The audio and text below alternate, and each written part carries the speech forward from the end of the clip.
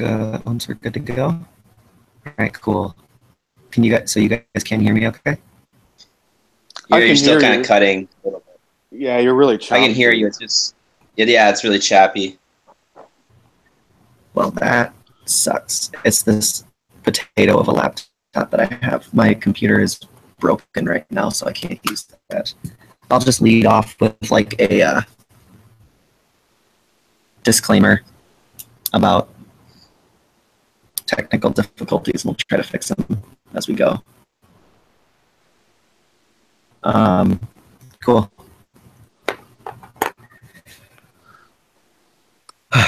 All right. All right. Welcome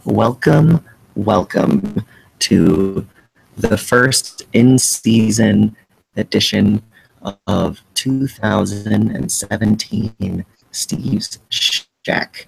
And what a special episode it is that we have for you all today. This is ever that we're trying out a 3-man shack. I'm very excited for this opportunity. It's very technologically advanced, the things we're doing here. The internet is an amazing thing.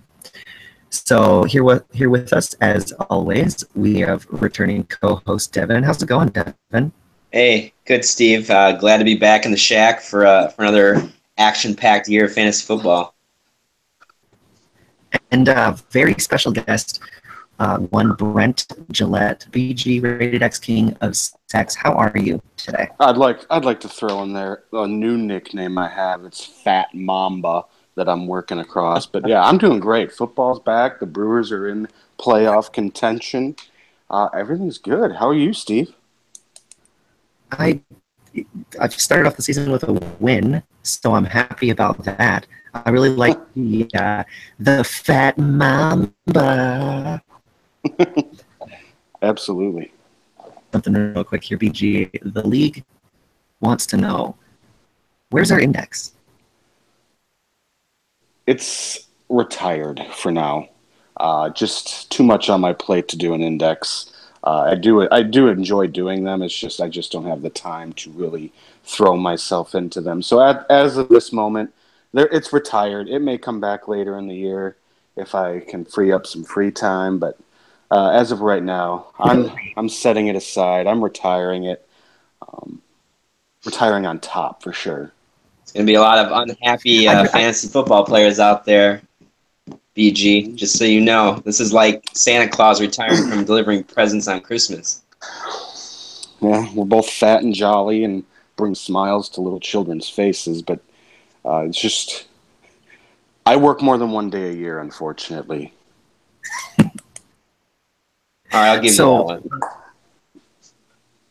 So the Fat Mamba is on hiatus from the index. Yep. Until further notice. Till further notice. Let it be known. But since the DFL will be devoid of an index, we're going to go ahead and give the DFL this special treat of inviting BG into the shack to rank the early season prospects for the entire DFL. And being that he is not a member of the Blue Division, BG has taken sole responsibility in our preseason rankings to give prospects on everyone within the Blue Division. So from his number 5 to number 1 in the Blue Division, give us his unique take that only the Fat Mamba can have. So BG, take it away. All right, so number 5, and I think this is going to surprise a lot of people because he was a post-draft poster boy for what I think everybody thought was a good draft. I did not subscribe to that theory. I thought his team had some pretty big weaknesses. So my number 5 is actually going to be Hedgie. Ooh, this is interesting. Go ahead. Tell us why. Okay. So, Hedgie. I think a lot of my issues with Hedgie's team is he's pretty much he has no depth whatsoever at any position. I fear for him in a lot of places. I I'm looking at my computer and I have 2015 pulled up, which is not helpful at this point. Let me pull them 2015 up. is not this year. That is Not not this this year. year. He had a pretty good year, and he had a pretty good team in Oh, 2015. I think the first problem is he changed his name after 10 years. He finally changed his team name, and that right off the bat, that really put him down a peg. No, but I mean, look at his wide receivers. He's got AJ Green, who's just at some point, the team he's on and his age is going to catch up with him. And I think we're seeing that this year. Obviously, we have a one game to look at, or one game sample size, and it wasn't great. He's obviously going to have better days, but there's nothing sexy about AJ Green in 2017. And he's got right now. Looking at his starting, Jamison Crowder.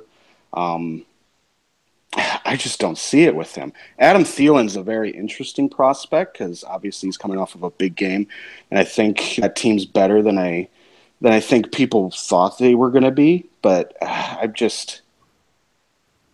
he has no depth at wide receiver.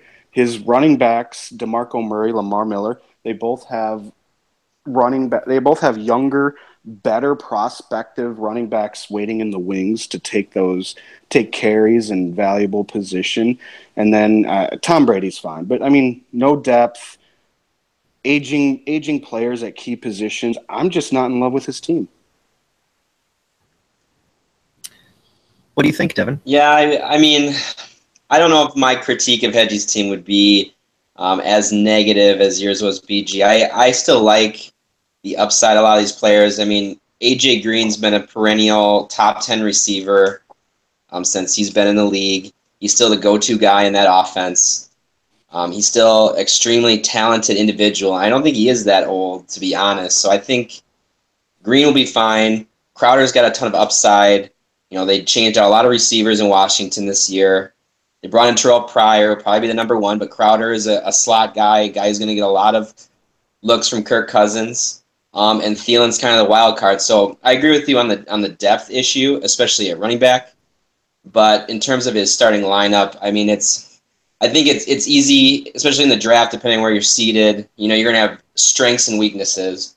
You know, you might stack up on running back and have glaring needs at receiver or the other way around. But I think Hedgie really tried to go for balance this year. And so maybe he doesn't have a big standout guy, but I give him a lot of credit for the balance that he has in his starting lineup. I will say this regarding Hedgie. I would say now for the last probably 3 years, we've seen Hedgie build. He has a definite style that he has got acquired as a roster manager, and that is what Devin and I have talked about over the years. Hedgie builds his roster. I like to call it from the inside out. So Hedgie tries to build it. His first 3 picks are almost always going to be in whatever order he feels like he can get the best at each position. In the first 3 rounds, a quarterback, a running back, and a wide receiver. I have not seen a season, I don't think in the last 4 years, that Hedgie has not started his roster construction in that manner. So you see, that's how he ends up with Tom Brady, DeMarco Murray, and AJ Green. And there's not a discernible identity to his team, but like Devin is saying, he tries to have that balance to it. And managers, I guess, subscribe to different theories about best player available, zero running back, or whatever the different ideas are. Hedgie is balanced to a fault, maybe, and he will always try to fill out his starting roster and then go from there. So, BG, go ahead and let's move on to your number 4 owner. Number 4 was difficult because I really have 2 owners that I think are interchangeable at 4 and 3. For right now, I'm going to put Kevin at my number 4. He's got some issues, and I think everybody saw that at post draft. And I think he was worried himself when the draft got over. He didn't think he did a great job. I think one thing that I do like about his team is he's got some interesting trade parts that I know I'm interested in some of his players, and I think he can get out of this situation. But as of right now, he's number 4 on my list. Just Dalvin Cook, I really liked his performance this week. I think that was a big load off of Kevin's shoulder when he saw Dalvin do as good as he did, and I think he's in a good spot to perform there. Isaiah Crowell, you'd like to see more production out of him, and after that, he's really got a tough sledding on his depth. And I'm a big depth guy, and you're going to hear that a lot up my list. And I think a lot of the teams in the blue division are lacking depth. But I think Kevin, he's hurting at running back. He's definitely got to make some moves. But I think he's got some trade parts that I think people would be interested at wide receiver. I definitely think Kevin had one of the moments of the draft when I remember seeing Alshon keep falling and keep falling and keep falling. Mm-hmm. He's such an injury risk, but where he got him, what was that, round 7, round 8, with a talent like that? That's an unbelievable value for that sort of a talent. Yeah, I give Kevin a lot of credit. I think he's been a pretty savvy drafter, especially the longer he's been in the league. And, I think he, like Hedgie, has a very balanced approach to his team. There's not anyone really flashy. He kind of went the boomer bust route. He's got some wild cards on here that I think, could, if they break out, they're going to be great, whether it's Dalvin Cook. I've always liked Tevin Coleman and even, Corey Coleman of Cleveland. Now, if they have a real quarterback there in Kaiser, I mean, if he can be the number 1 receiver in Cleveland and be a legit fantasy starter going forward, that could possibly work out. So, I think, again, there's really no one that stands out that's really going to carry him week to week. But, if the pieces come together, I think Kevin has a team here who can make a nice playoff run. Right now, this team looks like a competitive team without not a team that necessarily you feel scared to play on a week-to-week basis. You don't like to probably have to go up against the Jordy Nelson and Michael Thomas combo, but throughout the rest of his lineup, there's not a ton that I feel is particularly intimidating, and if something happens to Dalvin Cook, his running back core is really, honestly, you don't want to see him having to put in a guy like Frank Gore or Eddie Lacy into his starting lineup. That would just be a nightmare scenario, I think, for Kevin. And if I know anything about Kevin, I imagine the kind of owner he is. He's very interested in, making moves to address that issue. On to number 3, who is your potentially interchangeable asset there? And I think number 3 is going to surprise a lot of people just because he just put up the most points this week in a week where a lot of teams really didn't do much. But I went with Jesse at number 3. He's got a very good starting 6 at the skill positions. After that, I fear for his – I mean, if he's one injury away from just a lost season, I mean, he's got Rob Kelly and Matt Forte and Giovanni Bernard, and it's ugly on his bench. He has no depth whatsoever. He's probably got the worst depth of anybody in the league, but it's countered by just a really good, solid starting 6 at skill positions. But right now, he's number 3 for me in the blue division. Yeah, I think this is kind of the first example you see. We looked at Kevin and Hedgie, who had very balanced teams, but I think this is the first one, maybe one of the only teams that actually achieved strength at the running back position, which I think all 3 of us can agree is the hardest position to staff in fantasy football. And they came out of the draft with McCoy and Howard. I don't know if you can come out with a much better of a 1-2 punch than that, but he did suffer at wide receiver. There's definitely no clear lead guy there.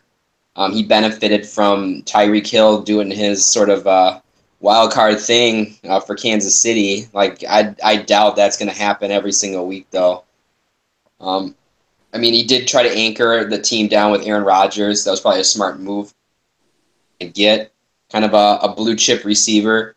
But like BG said, like I agree that the depth is a little scary, just with the names that are on there right now. So, yeah, I think Jesse's probably going to have his fingers crossed every week, just hoping, one guy doesn't twist his knee the wrong way or things like that happen. So I think this is a good spot for him.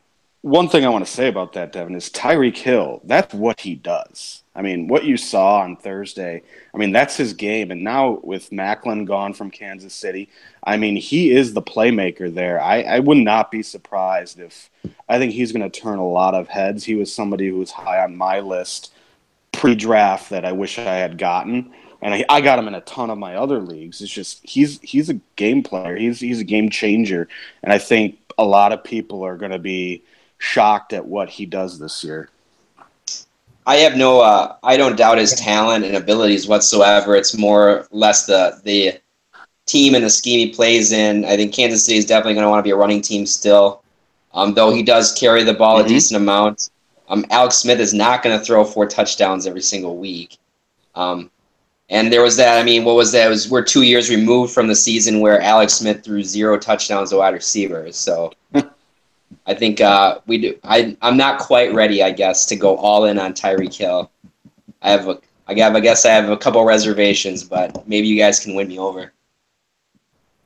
Well, Tyreek Hill, that offense uses him in a lot of different ways too, and he's like BG said, he's a very big X factor, and I know that Jesse is pinning a lot of his season on whether or not Tyreek Hill is going to take that jump from being, a boomer bust wide receiver to 12 to 16 or more point producer in that consistency to kind of anchor his wide receiving core. And if that does happen, if that gamble that Jesse took, pays off, Jesse's starting lineup is scary as far as week to week consistency goes. I do think that the issue BG he's going to have to address depth because he doesn't want to end up having to start the Rob Kellys and John Browns of the world, to try and on a week-to-week basis, he's got to be ready for that inevitable, injury that's going to happen. All right, moving on to number 2, BG. All right, number 2 was actually my post-draft number 1, but obviously recent circumstances have changed that. Number 2 is going to be Allen, who I love his team, and I've been saying this since the draft. I think he's got one of, if not the best, starting 3 wide receivers. Todd Gurley, I think, is in for a bounce-back year. Cam Newton is looking a little bit like Cam Newton used to look, and he's got some decent parts on the bench. Darren McFadden not being one of them. I'm not sure he realizes that he's the 3rd string there in Dallas. There's no real reason to have him. But, I mean, Eric Decker is a solid fill-in at wide receiver. Jacquizz Rodgers is decent, at least for the next 3 or 4 games, with Doug Martin being suspended. And I like Theo Riddick and Carlos Hyde as pieces that are going to be productive for him as an option at running back number 2. So I really like Allen's team. I think he did a great job drafting, and I think he's going to pay. I think that's going to pay dividends for him this year in the regular season. Yeah, I totally agree. I think Allen built himself kind of a very strong team all the way through. I mean, Cam Newton is the question mark, but he did look good this past week. Love the depth, especially at running back. Receiver, he might want to think about bringing in one more piece just to kind of secure that. But the top 3 he has going, that's pretty much as good as it gets. If you have Keenan Allen as your number 3, nothing wrong with that, as long as he can stay healthy, of course, which is always a concern every year. But I think Allen's got a very, very solid team, and definitely one that when you're facing, week to week, you gotta be a little nervous. Make sure you're bringing your A game because Allen's gonna bring his. So yeah, this team that he's got on his hands makes me wonder if we're gonna finally get a return to the vintage Allen, if his 3-year slump might be finally coming to a close. Yeah, I would definitely think that this would be the year. See Allen back in the playoffs. At BG. All right, so number one is obviously myself, BG. No, number one is Steve. Obviously, he took some huge risks in the draft, but I considered them risks. I thought the Elliott pick was a bad pick. Obviously, it ended up working out well for Steve, and because of it, he was just sitting on a landmine. And tonight, he completed a trade that just added depth for him at wide receiver, a position he needed. He needed to upgrade a little bit. He got Doug Baldwin from me, so he's got everything you would look for. Obviously, quarterback Kirk Cousins. I just don't think it's going to matter. I mean, he could start Scott Tolzien, and it probably wouldn't matter with this starting. He's going to be in pretty much every game. So nice job, Steve. Congratulations on your windfall, and hopefully you do something with it this year. All right, thanks. Yeah, I think it's just another typical Steve year and draft right here. Every year, I think we know what we're getting ourselves into when Steve picks his team. Stocking up at depth at one position, usually running back. This year is no exception to that, including a couple breaks that went your way at that position. But Steve, you are the master wheeler and dealer in this league, so I expect nothing less from you, as you most likely take advantage of that strong running back depth to rebuild or to add a couple more pieces to that receiving core. So, I mean, I think you're picking up right where you left off last year. Despite just missing on the playoffs, I mean, you finished about as strong as a team could ever finish in fantasy football. I don't think anyone wanted to play against you. And so I guess I sort of see that continuing on here. So kudos to you, sir. Well, thank you. Thank you guys for the votes of confidence. It feels good to start the season with a win on a weird week, but with even if I was out, even if I didn't have Zeke, I was very pleased with the Kareem Hunt development to kind of balance out my starting lineup and just keep that a position of strength. And I would have liked to have a number one, and I guess I'm hoping that Doug Baldwin will be more 2015 than 2016. But either way, he seems to provide a fairly strong floor that I can. We'll see if the rest of the season pans out to the hype that I think is somewhat building around my team right now. The big surprise on BG's blue rankings that I have, or that I see, is that Jesse fell to third in his preseason rankings, and that right as it stands right now, BG's got the champ not even making the playoffs. Mm-hmm. Start to the blue division. So next up, we're gonna get into the red division, and number 5. I feel like there's pretty much absolutely no mystery surrounding what the number 5 team is. It's the new guy. It's Casey. Casey's team. Honestly, I would have had it number 5 before the David Johnson injury. And that's saying something when you have the consensus number 1 overall pick on your team to start off and build around, and your team is still this bad. And David Johnson, I mean, any given Sunday, anybody can beat anybody. We've seen do with the the infamous Allen debacle for me at the end of 2000. What was it? What year was it that Allen had one win and it was against me? 2015. Yeah, it would have been 2 years ago.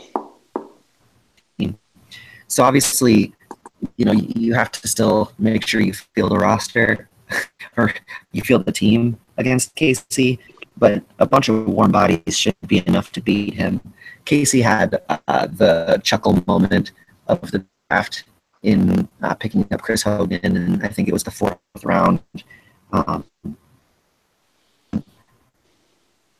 That's a common rookie move, kind of getting googly eyes over a player and reaching a few rounds on him. In this case, it was a few rounds. It was probably about 7 or 8. Again later. Is now the cornerstone of this team, to be honest, because there's no discernible identity for this team outside of beast mode and maybe Russell Wilson, as long as he stays or becomes Russell Wilson again. There's really just, and unless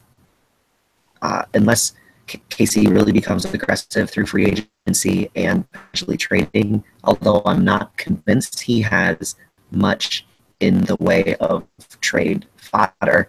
Unless he becomes very aggressive, I have a hard time seeing Casey be more than a 1 to 2 win team.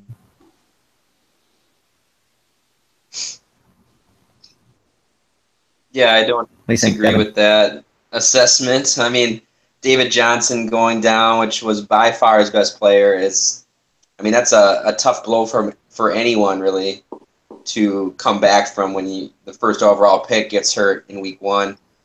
I was very pessimistic about Marshawn Lynch, still somewhat am, but it looks like he may be serviceable this year. So, at least he has one running back he can hopefully rely on. I think Chris Hogan, I totally agree, drafted way too high, but I'm not going to write him off yet and say he's going to be a non-factor. All of us know that this is totally unpredictable, especially with Edelman gone for the year.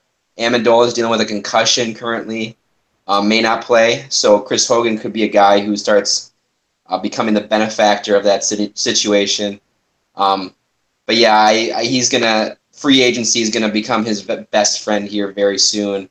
Like you said, Steve, not very appealing pieces in terms of trade movement.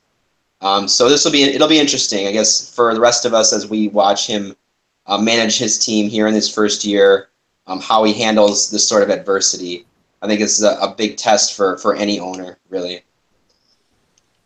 Yeah, it was not a great draft, and he's had an even worse week 1 with the loss of David Johnson.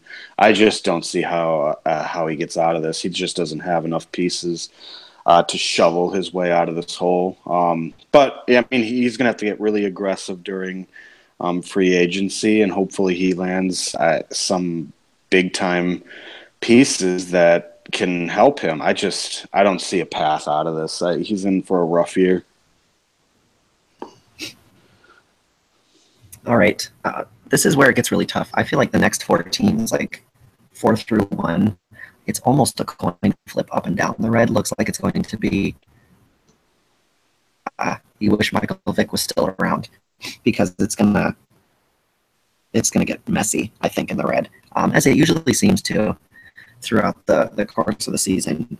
Whoever comes out of the red will definitely be battle hardened.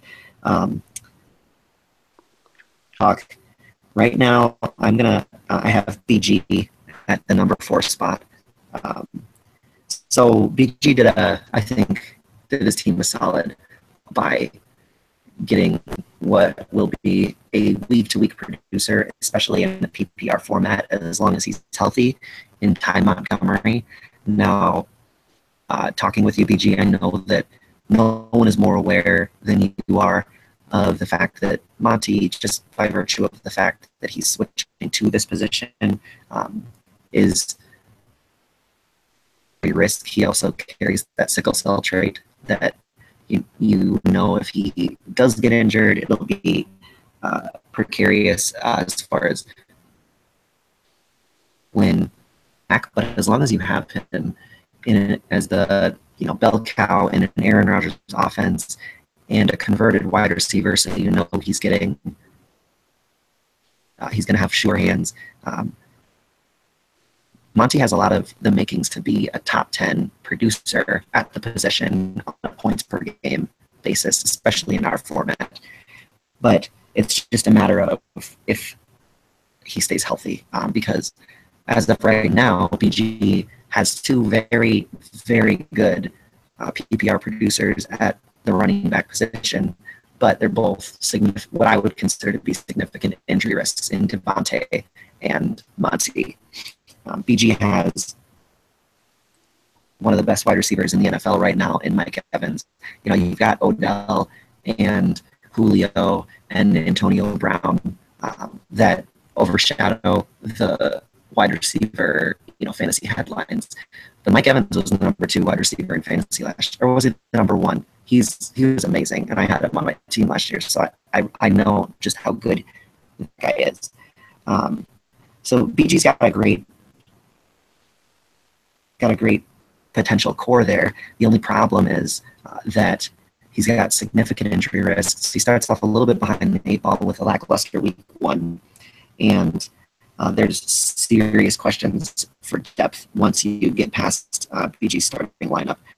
With losing Doug Baldwin, I think you're probably going to end up with Macklin or something you're picking up off of waivers to start at your number 3 wide receiver, and that goes to prove my point that depth could be an issue going forward that you're going to need to figure out through waivers. I mean, that was the most interesting thing you said that I picked up. Hold on. The most interesting thing you said that I picked up would have been that I had a lackluster start. I had the second highest point total in the entire division. I mean, you can, and I had my number 1 pick on bye that week for an unexpected bye. I mean, I think you're entitled to your opinion. I think you're wrong. This is probably one of the stronger teams I've ever had. I feel very confident in my team. Obviously, I've had a rough start with Danny Woodhead, but I mean, I don't see where you're coming from with the lackluster start. I mean, I scored the 4th most this week. I guess I would just say as a result of the loss. That's all I meant to say. Okay. Devin, what do you think? Right. Yeah, I'm just going to add in, I think depth is a concern a little bit. There's a lot of guys there I think you would put in that sort of boom or bust category, which, Allen used to live and die by that philosophy. And maybe for a third receiver, that's no big deal. I think it is a little bit funny, though, that somehow DeAndre Hopkins always ends up on your team every year for some reason. And Houston still hasn't solved that quarterback issue yet. So I'm not putting a lot of stock in DeAndre yet, at least not until the Houston Texans prove me otherwise.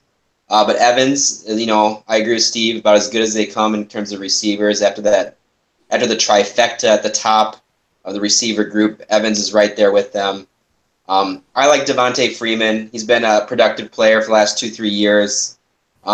Good solid player to anchor with. And Gillislee, I think, has shown he's come to play. I think New England will use him a lot. So the Woodhead loss, I think you did a good job softening that blow, bringing in Ty Montgomery, adding that depth.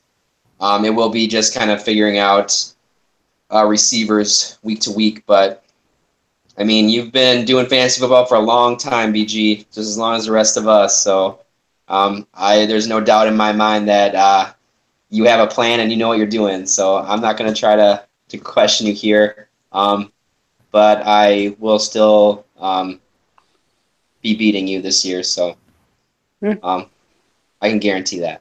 I'm not concerned at all about my team. I just not.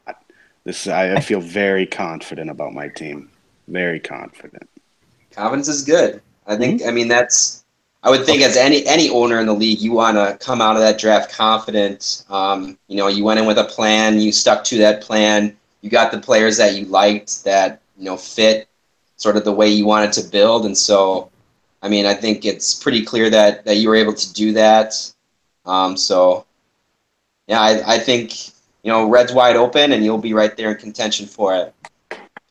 Like I said, the difference, I think, between any of these four teams, BG, is paper thin. The only thing that it was a coin flip between you and this next team for me, but the difference that I felt team a slight edge in my mind was depth. Number 3 is Justin.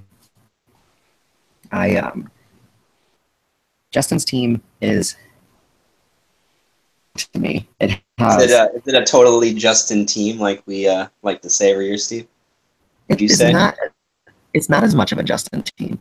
Honestly, I think Jesse has a more Justin team than Justin does this year. Justin's team has a couple of risks on it that I respect.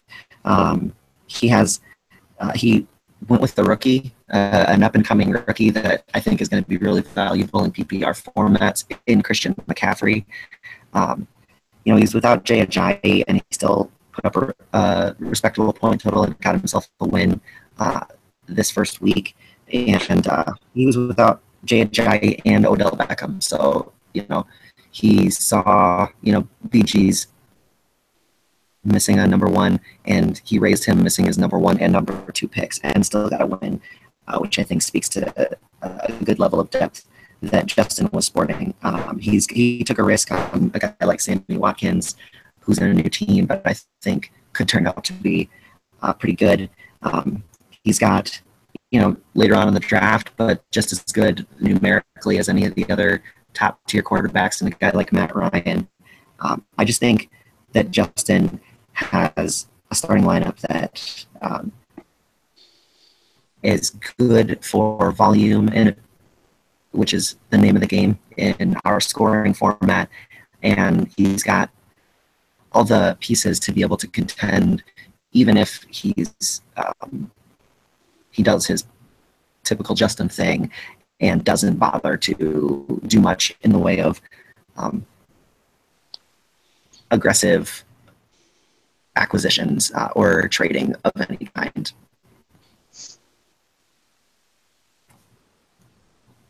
Am I wrong on this one? Oh, I think he's got a very interesting team. I would argue that he doesn't have as much, that his depth isn't as good as mine. I mean, but we can argue that all night. But that's not important. You're right. He was missing Odell Beckham Jr., but he drafted him hurt. He knew he was hurt. And obviously the Jay Ajayi thing hurt him. But I am not as big a fan of a Jay Ajayi as probably most. He had a couple of really big games last week that I think people remember. Terrence West, he'll be a solid running back too. Christian McCaffrey, that's the wild card. I mean, I think that's going to be the player that, if he is as explosive as everyone says he is, and as he was in college, that player right there takes him from, middle of the red division to the team to beat. So yeah, he's got a very interesting team. Odell Beckham, if this injury lingers, that's such a headache, because that team is nothing without him, and it's nothing to do with Justin's team, but it really kills the value of anybody else on that team. So he definitely has an interesting team and some interesting pieces. Yeah, I totally agree. And I think you correctly pointed out, Steve, that Justin's team is not really a Justin team this year, based on the chances he took, and maybe that was something strategically thought about going into the season. like you said, guys like McCaffrey, Sammy Watkins. There's still people who aren't sold on Jai, as you mentioned, BG. I like his depth, though. I think Terrence West is a solid running back. He's still going to get the majority of carries in Baltimore. And he's rolling the dice with the tight ends, which I think, in our league as a whole, I think the acceptance for the use of tight ends has, become kind of a more of a mainstream thing. Not that long ago where it was almost taboo to start a tight end on your team, and I think guys like Rob Gronkowski and, people like that have helped sort of break that mold. But, Travis, I consider Travis Kelce as good as any other number 2 receiver you can put on your team. Greg Olsen is good depth. I think it'll be interesting to see, what Justin does as the season progresses. He's traditionally been someone who doesn't like to make a lot of moves. Kind of just sticks with the guys that he has. And so, some of these guys that aren't, consistent contributors, whether it is like Olsen or, T.Y. Hilton, or if, depending on how McCaffrey pans out, what he does in that situation, if he just tries to stay the course, or if, he's finally going to reach out and make those trades that, have kind of maybe prevented him from going to the next step in years past. One point I want to make real quick, sorry, Steve, about the depth is, he was missing his number 1 and his number 2, and he only scored 75 points. So, I don't see this depth that I guess you're seeing, Steve. If that's what you do when you're missing 2 of your top line players, then is that really depth? If 75 points is what he got a win, but his opponent only scored 66 points. So it's not like this impressive, oh my God, he did it without his.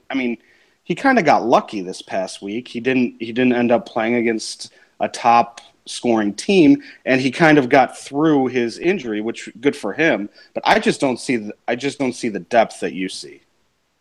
Let me address that on 2 fronts, BJ. First of all, let's be fair here. I don't think people should ever criticize the school of thought which says getting a win is. That's always been your mantra. You've shouted that. Absolutely. So sure, he didn't have the highest point total, but his team was good enough to win on a day where his number 1 and number 2 picks weren't available. We can't take that from him. Additionally, all 3 of us, with our combined whatever 17 times 3 is years of fantasy football under our belt, will agree week 1 was a weird week. So I think building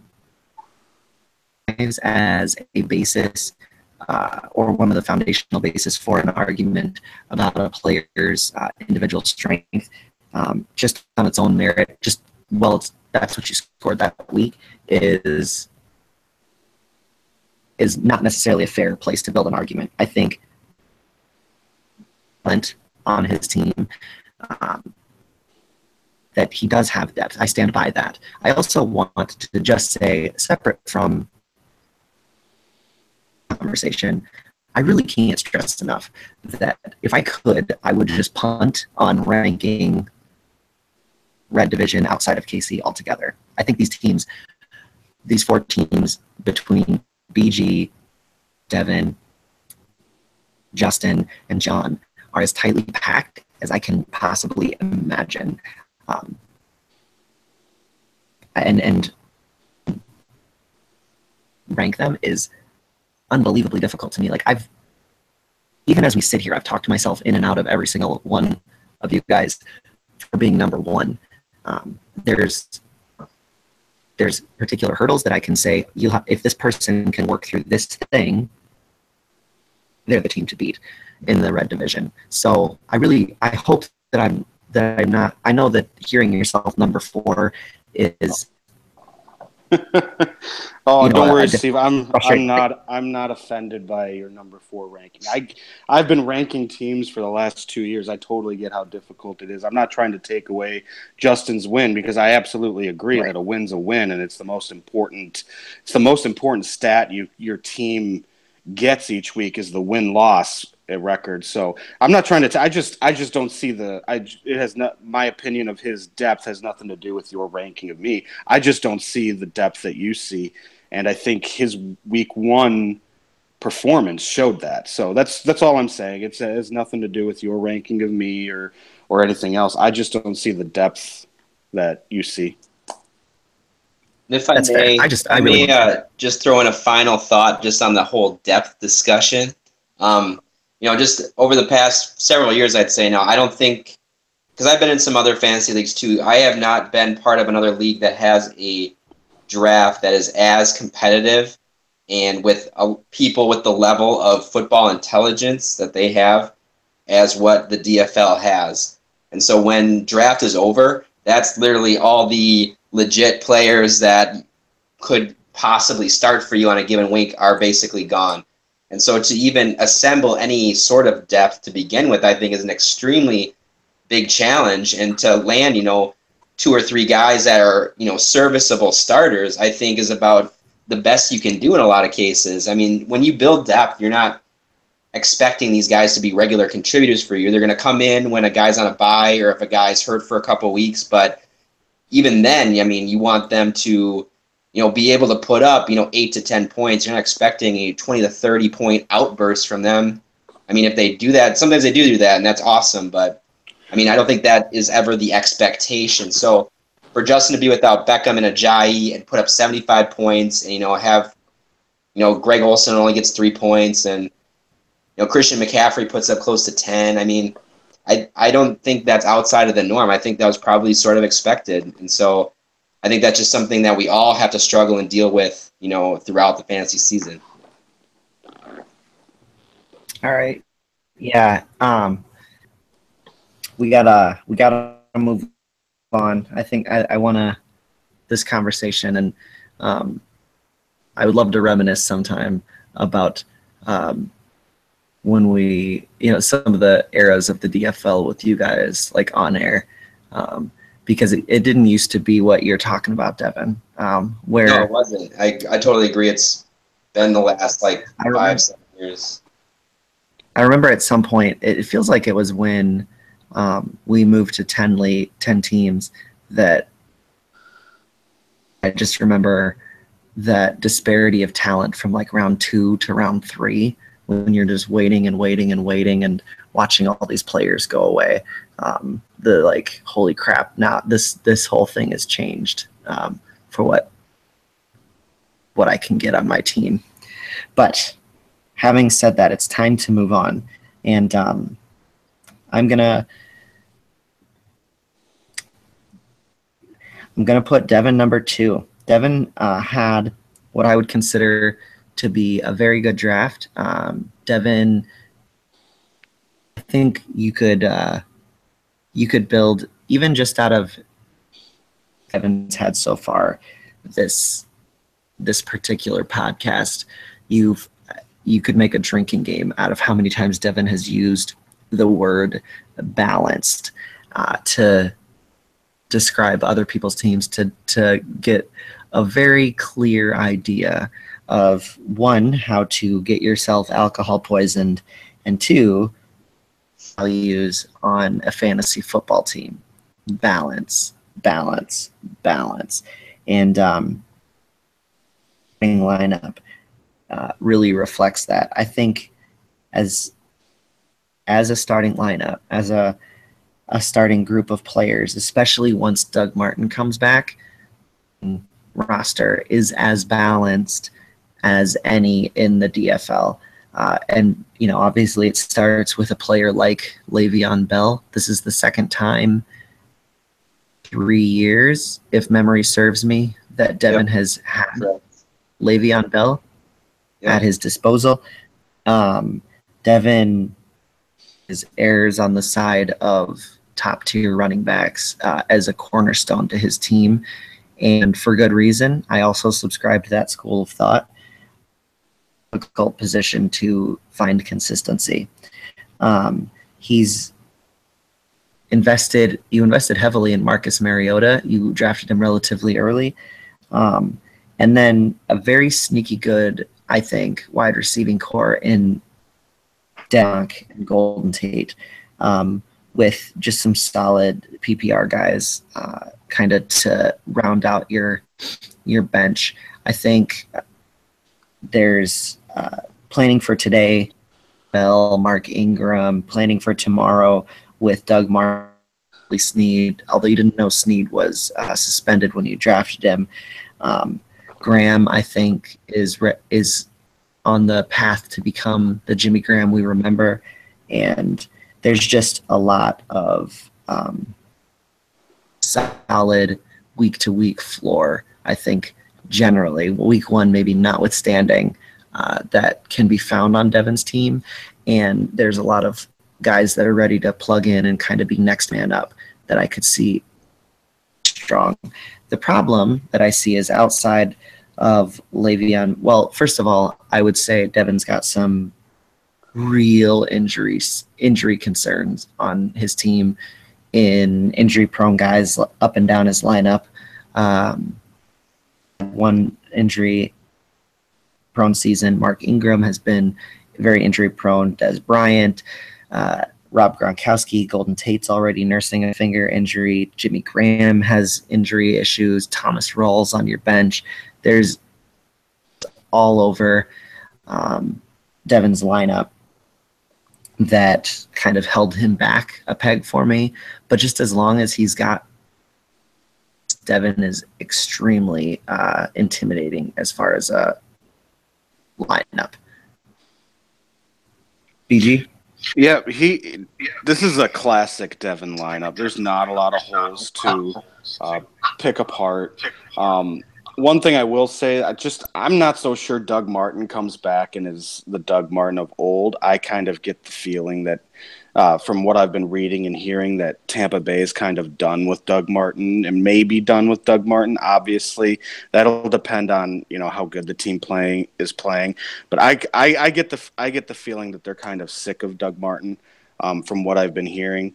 I will leave that as my only real kind of question mark. But other than that, it's a real solid team from top to bottom. I think a lot of people were kind of questioning Le'Veon Bell. How could he only put up 7 points against the Cleveland Browns? But he'll be fine. And this is just a really good team. And Devin usually has really good teams from top to bottom. I think he's right to be near the top of the Red Division list. Well, I appreciate all your confidence in my team. That's kind of always how I drafted, is sort of roll with how the guys fall and, kind of take that best available with the running back anchoring the top. So that's what I was going for. And, I think we all wish that we can try to build more strength at running back, but, that's the hardest position to really build on. So, I got some ideas in my head. So we'll see if I can pull a couple tricks out of my sleeve, maybe improve that a bit. I take the opposite opinion. I actually think he's poised for a bounce back. Every other year, BG, Doug Martin has a good year. So this is the off year. Sure. Doug Martin's going to go nuts. There's definitely a correlation with that. I think it's odd numbered years he does really good. So he's due. Exactly. I think the thing about Devin's team that I don't think a lot of people are paying attention to is Thomas Rawls could very well be the guy in Seattle, because they don't really have, just watching the game last week, they really don't have any answers at running back, and Thomas Rawls may be the best one there, and nobody's talking about him, and I think that's going to be a really sneaky play as the season goes on. I really do think that Thomas Rawls will end up being probably his second running back. There's a good chance that happens. It's either going to, I think it's either Thomas Rawls or Chris Carson, or some combination of the two by like week 10 that will have asserted themselves in the Seattle backfield. And I'm just kind of waiting and seeing where that goes. So obviously, by process of elimination, it has become apparent that in a monumental upset, I am putting as the presumptive favorite to win the red division from my personal limited perspective. John has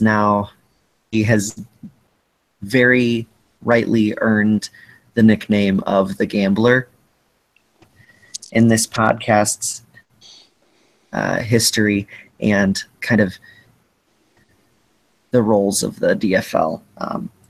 And he really lives up to that. Every year you see John doing something that now we can say is distinctly John. This year it was putting so many eggs in Leonard Fournette's basket.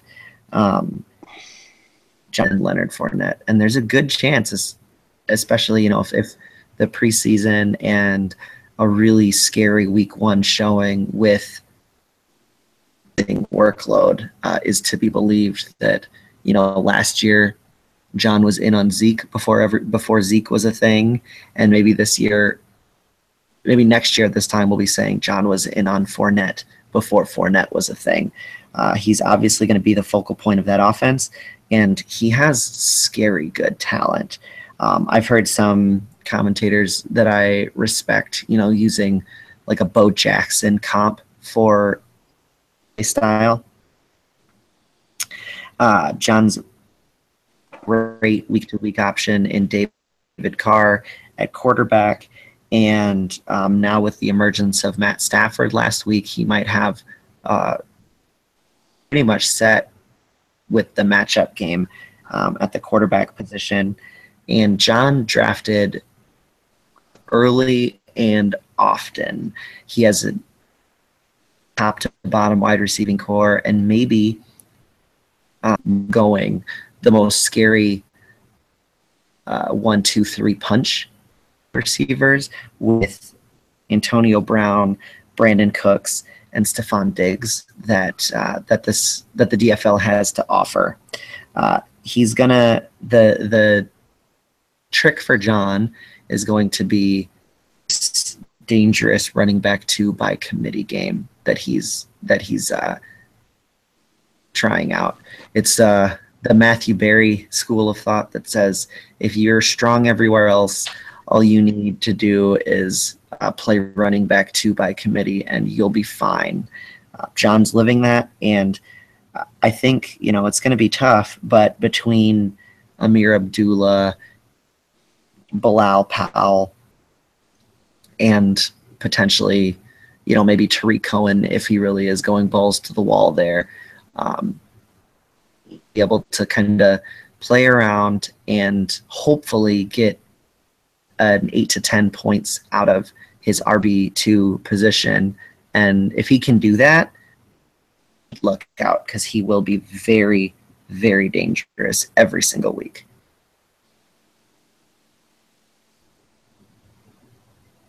BG? Yeah, you've hit on all the points that I was going to hit on, Steve.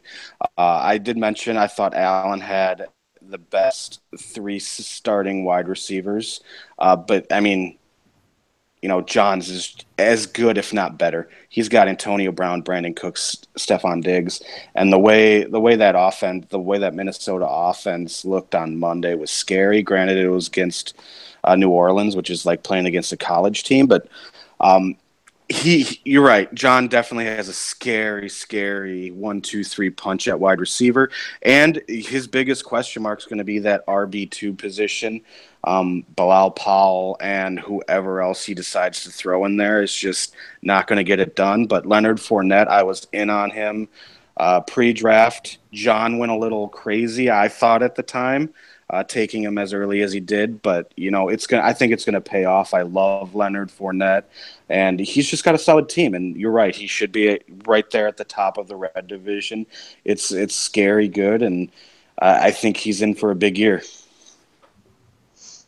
Yeah, I don't disagree at all either. I guess I was more hesitant about Fournette coming into the year. I actually have him on another team in a different league, and I actually sat him on the bench in week 1 because I had some other running backs I liked better. But, Fournette looks like the real deal. Solid number 1. Receivers, scary good. Anytime you have Antonio Brown, sometimes it doesn't matter so much what's behind him just because of how good Antonio Brown is. And, I'm sure Hedgie can attest to how, his own successes this past few years to Antonio Brown. But Stephon Diggs looks to be an excellent complement to that too. Very good team. He'll play that running back 2 matchup. And, like we've nicknamed him, Steve, he is the gambler. It's not going to surprise me one bit if he makes, another one of those sneaky trades that at the time we're all going to be scratching our heads. But at the end of the year, he's going to look like a genius, like always. So that's what I'm expecting from John. All right, well, there you have it. It's a little bit late in the game, but it's better late than never. That is our team-by-team preview 2017 DFL campaign. And so without any further ado, let's get into week 1. We'll start with the game versus Allen. So this was a really performance by the champ, and manages to put up over 80 points. So, BG, you put the champ at number 4 in the blue potentially, and I think you did so with good reason. And maybe that's more of a testament to the strength of the blue, any sort of weakness by the champ. And really, he did this without his starting quarterback. He had to put in Carson Palmer in what he thought was a good matchup, and that decision just really dive-bombed his entire team, really. If he, I think some of the other options probably out there were the Alex Smiths and the Sam Bradfords of the world, and obviously that would have completely changed the trajectory of this game.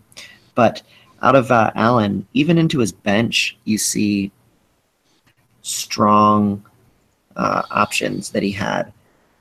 Only real obvious downside for him was a 1.5 point performance out of Brandon Marshall that he was able to withstand. Does anybody have anything else that kind of stands out to them from this game? I do just want to say about you mentioned this earlier about how weird of a week 1 it was. I have some stats on how only 2 owners scored over 100 points week 1. The last 2 years, that number has been 7 and 9. So I don't know. I mean, it's just it was a completely wacky week 1 for everybody across the board. I don't know if the impromptu bye by 2 teams kind of offset that. I think that really hurt Kevin, who had 2 starters. He had to bench and Jameis Winston and Jarvis Landry. And on the other side, Allen got 16 points from a cornerback, which is always really good. But he had his bench was also rocking. Theo Riddick put up solid numbers. Keenan Allen, he could have started Keenan Allen at wide receiver. He would have been fine. But it really illustrates why I was so high on his team. He has a lot of options all across the board, and they really performed for him week 1. Yeah, I think anything to add, Devin? Pretty good about his performance. But for Kevin, I think, seeing Dalvin Cook come out and put up 16 points in his first game as a rookie, set the Minnesota Viking rookie rushing record in that game. Just as, the question marks that surround Kevin's team, I think it's got to feel good for him to hope that he has that one running back he can sort of lean on from that position standpoint. Yeah, definitely. So Kevin, our beloved champ, but there are some moral victories and reason for hope. And I think places where he can see that he can need to build off of. And for Allen, it's really a great and a great some up and down his lineup and into his bench for him to build off of. Right along, we'll go into matchup in the red, where Casey and Justin met in a tilt. Justin, without, like we talked about for ad nauseum, his number 1 and number 2 pick, had a hard time putting up higher end points, but he did enough to beat just the abysmal showing that Casey put out in his DFL debut. There's not much to hope for as it stands right now. His starting combined for under 15 points. His starting running backs combined for under not even 20 points. It was not even 20 points out of his starting running backs combined. There's just a lot of strength on this team. When his IDPs combined for more than his receivers, that's a real problem, and that's something you're going to want to address for sure going forward. Justin, we've established, has a lot of strength, a lot of depth to his team. I'm going to recommend to him, if he can avoid it, that he not start T.Y. Hilton until Andrew Luck is back in. Justin should be a force to be reckoned with going forward. What do you think, Devin? Yeah, I think Justin was definitely had the odds against him. Did just enough, got just enough production to get the win. Thanks to Terrence West and Matt Ryan. I think if there was a kind of a silver lining to Casey's team, the fact, the performance Randall Cobb put up, hopefully that is a sign of things to come after the down year he had last year. I'd expect Devontae Adams to be a little bit better. Russell Wilson, and even I think Marshawn Lynch has a higher ceiling than 9 points. It's still going to be a long year, but if there's anything he can take away positive from his first game in the DFL, I'd say it's that. BG? Yeah, Casey had an abysmal showing, as you said, and Justin scored like 8 or 9 points more than him. So hearkening back to the discussion we had earlier, I just don't see this force of nature out of Justin's team that you see. But yeah, he weathered the storm of Hurricane Irma and Odell Beckham Jr.'s injury. It'll be interesting if Odell has to sit out another week, because I just don't see where any production is going to come from his wide receivers with Odell out. All right, since we spent so much time, we're going to move right along to Blue Division tilt between Hedgie and his new era versus me, trying to bring some death from above with Kirk Cousins. Kirk Cousins really had just a shitty game all around. And you'll have those every now and again out of kind of gunslinger type quarterbacks. And that offense altogether is taking a while to gel with all the new pieces coming and going. I'm confident that with time, but right now, this week 1, it was just a down week all around for the Washington offensive options. But even at that 8.8, just really terrible showing, he still managed to outscore Tom Brady.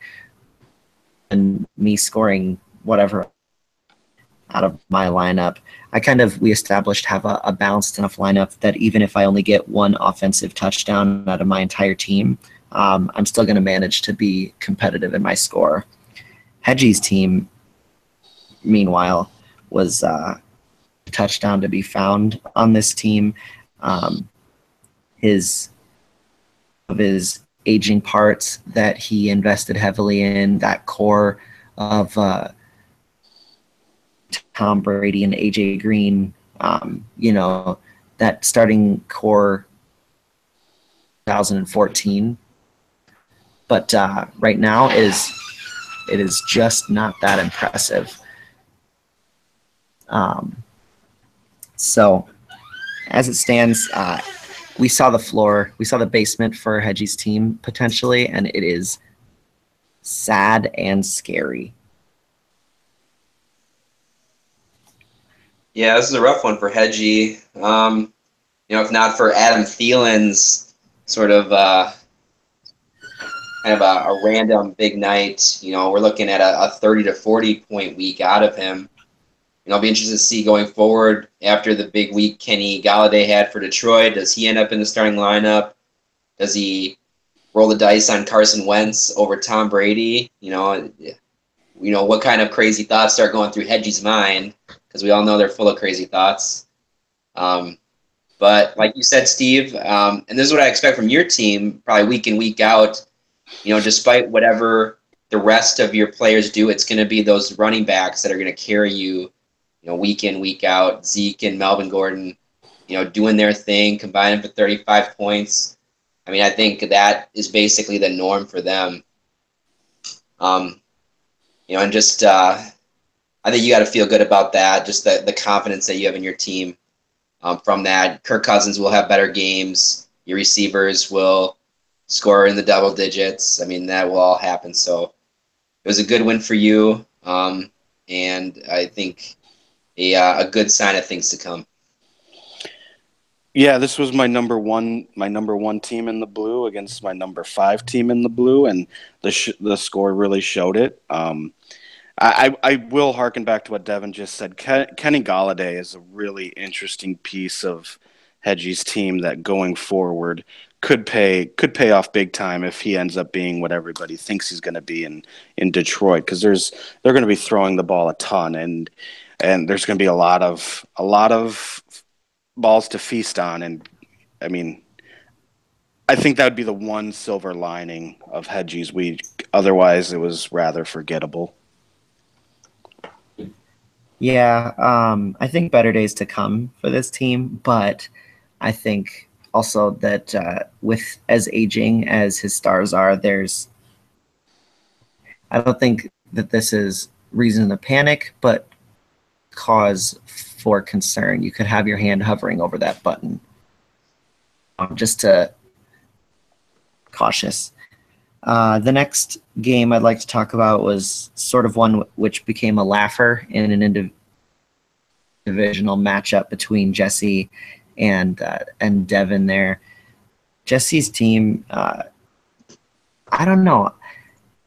I think if I'm Jesse, I'm less excited than Jesse seems to be out of this, because maybe I have too high of standards, but I'd like to see a higher ceiling out of my teams, and I don't see much higher of a ceiling than this. I mean, obviously Aaron Rodgers can put up a lot more than 13.3 points, but for the most part, you're seeing a lot of higher end production out of Jesse's players. I think Jesse's going to have a competitive every week lineup here, but this, I don't know. There's just something a little weird. Maybe this is just the hope that I have that Jesse's going to suck, because I don't want Jesse to get another championship, because that's the worst case scenario for the DFL by any measure. On Devin's side of the house, 72 points.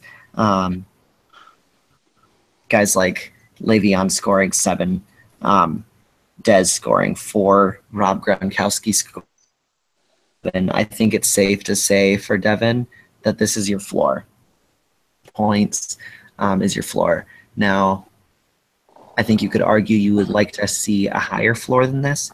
I really don't know what your ceiling is yet. So there's solace, I think, to be found in that. What do you think, BG? Yeah, Jesse's team, like I said, his starting 6 as far as skilled position go really intrigue me. Everything after that is kind of blah.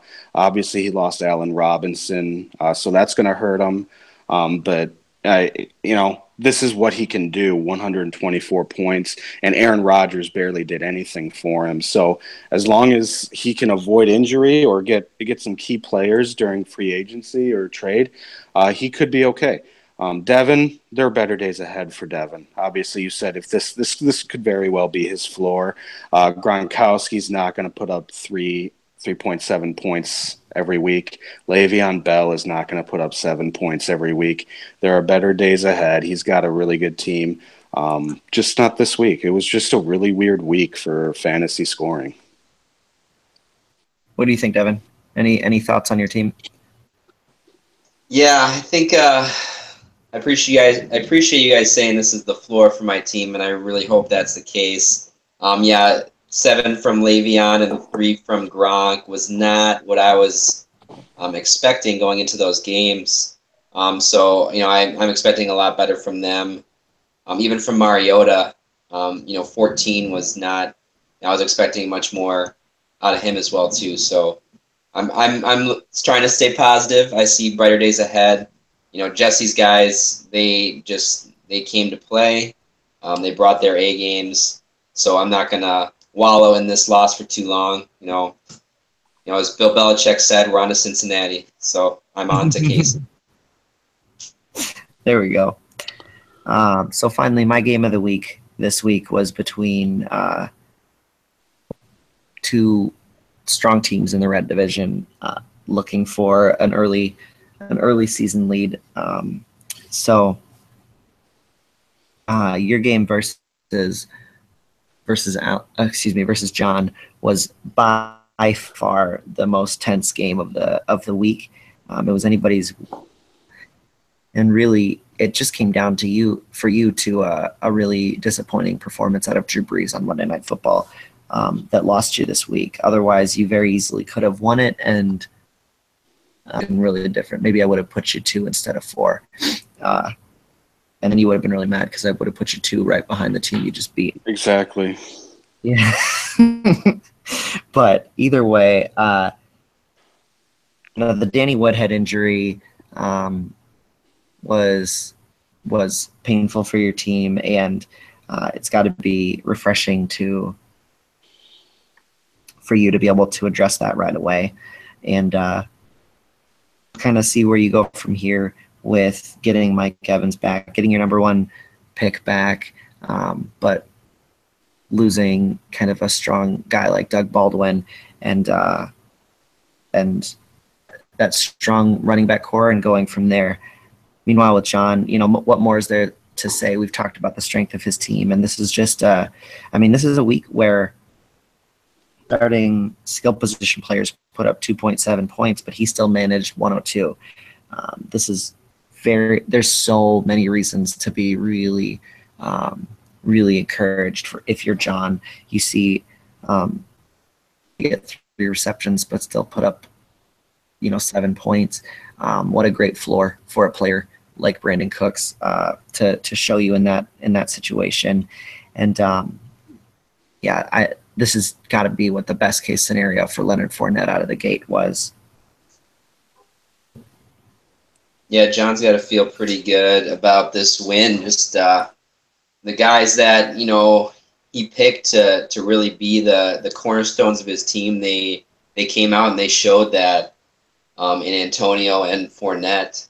And there'll be better days for his other skill guys. Cooks will be a double-digit guy, I'm sure. Stephon Diggs will not be sitting on his bench any longer. So I see even more coming from John. BG, it was a good fight. You dealt with the adversity of missing Mike Evans, of Woodhead getting hurt in his game. You still put up a solid week. I kind of go back a little when I said about Hopkins now, because it turns out he actually had a pretty decent week. Mm-hmm. Devontae will be good for you, as will Drew Brees down the stretch. Even from your depth, double digits from Jonathan Stewart, Jeremy Maclin. I think that was a good effort. You have a solid team. You're going to be winning a lot of games moving forward. So I think we learned a lot. I think we learned that both of these teams are going to be contenders in the red, and they definitely showed that despite the goofy scoring from players we saw this week. Yeah, I'm really All right. confident about my team's performance last week. I mean, Drew Brees had 3 drives down inside the 6 yard line that that just doesn't happen every week. That he didn't cash in on any of that. Casey Hayward dropped a pick six in the first quarter of that Monday night game that would have swung. This game was within reach for me, and missing my number one pick. That's why I have so much confidence being so close to being able to beat such a good team as I think John's is. So I think better weeks are ahead for me. John has a really good team as well. You guys said everything about his team that needs to be said.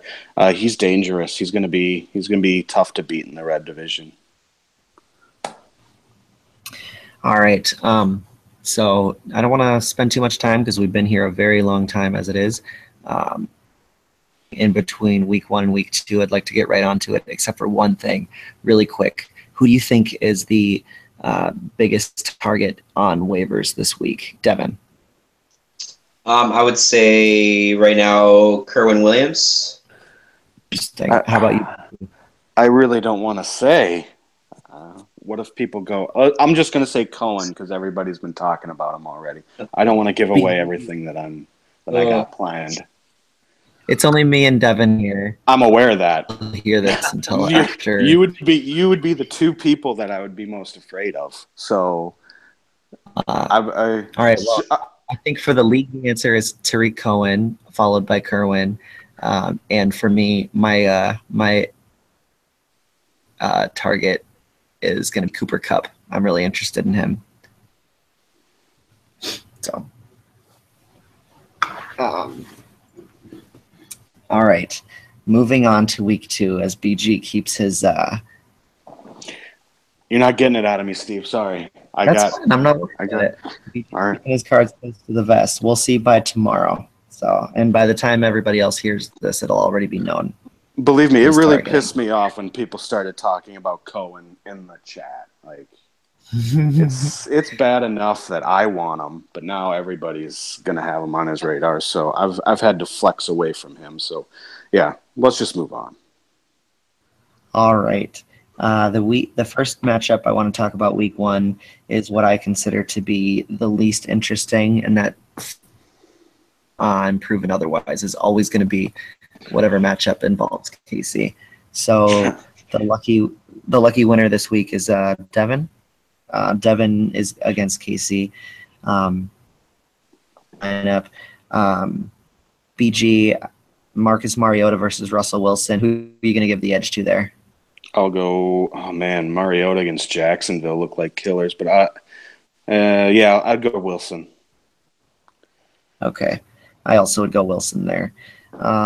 Lev Bell and Devin, are you gonna keep with Mark Ingram? I'll let you guys in on my strategy right now. It's kind of a toss-up. It could end up being Thomas Rawls if he does play, since they're going to San Francisco. So it's not yet decided, but it could. I don't think it matters. Right. I'm not gonna lie. Versus Beast Mode and Perkins. I don't think it's close. Nope. All right. Again, Des Bryant, Gronk, and Golden Tate versus Chris Hogan, Devontae Adams, and Emmanuel Sanders. Give me Devin on that one. Yeah. So clear edge Devin. I think Devin's gonna season, and I don't see the first win in sight for a very long time for Casey.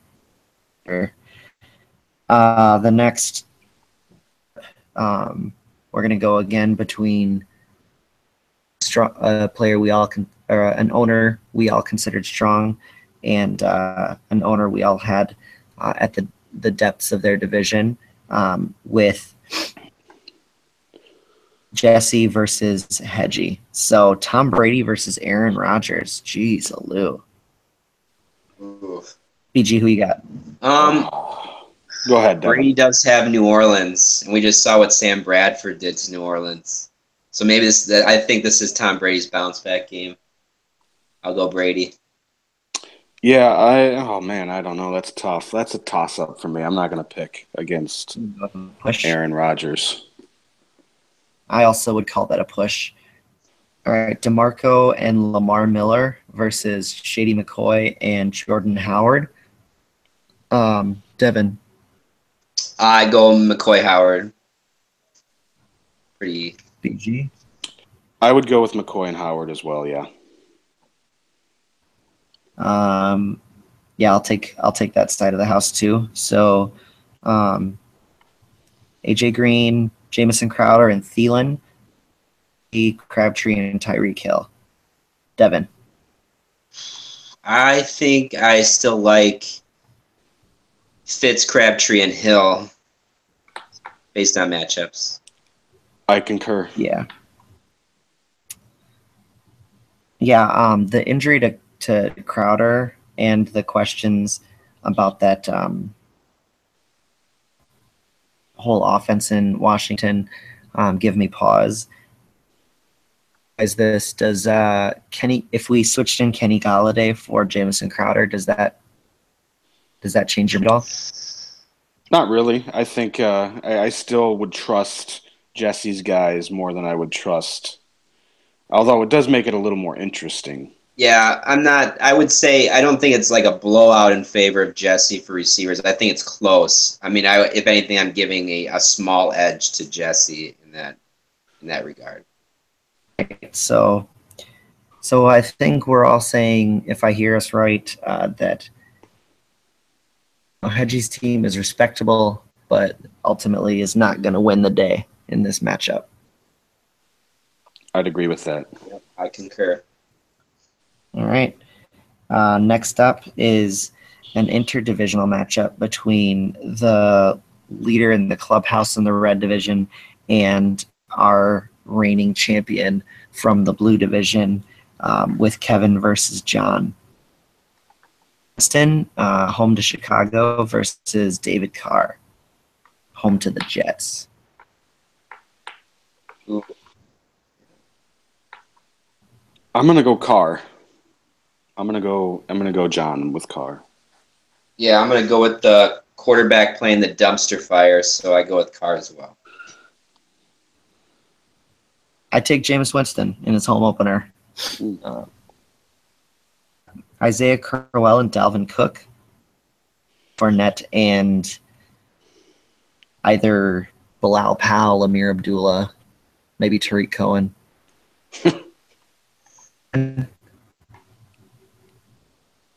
Yeah, I'm gonna go with Kevin on that one. I like Crowell and Cook. See, I think I'm gonna go the other way. I think Fournette's gonna be the deciding factor in that. I like Cook. I think he's gonna have a much tougher time against Pittsburgh. But I think Fournette makes the difference here. I also am going to take Fournette, and I think John's going to go stupid on Tariq Cohen, and he'll get him.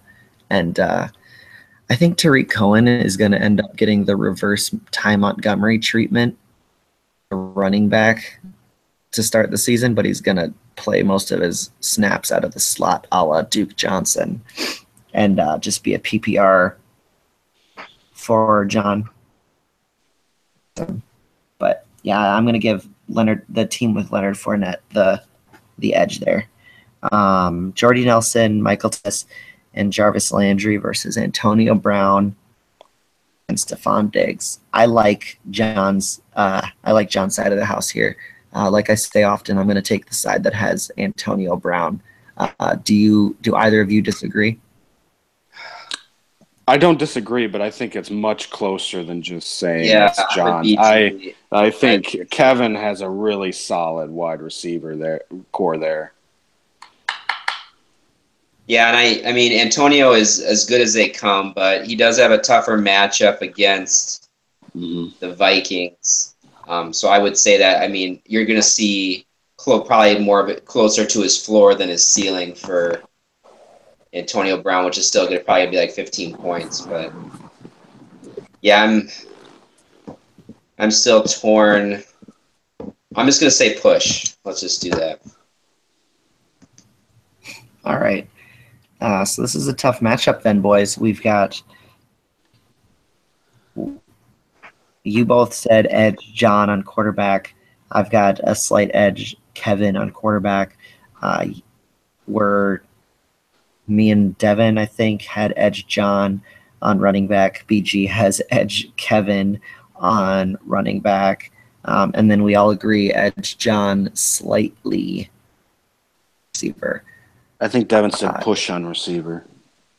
Oh, yeah, Devin said push. You're right. So let's just pick individually. Who do you think is going to win this game, BG? I'm going with John. Red Division represent. I'm also going John. Oh, well, if we're going to make this about divisional, jeez. Oh, I probably think John wins this game too, but I hope the blue division can pull it out. But I think just very, very strong at this point in the season. I'd like to point out I am rooting for Kevin, but go Red Division. Yeah. All right. The next game we're going to talk about is your game, BG. A very strong team in Justin. What we all agree is a pretty strong team in Justin. Justin hasn't updated his lineup yet. Well, we'll get to that. Matt Ryan, home to Green Bay versus Drew Brees, home to New England.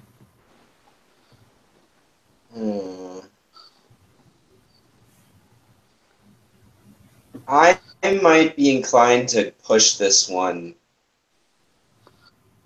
I see both these quarterbacks doing a lot of passing and throwing for multiple scores.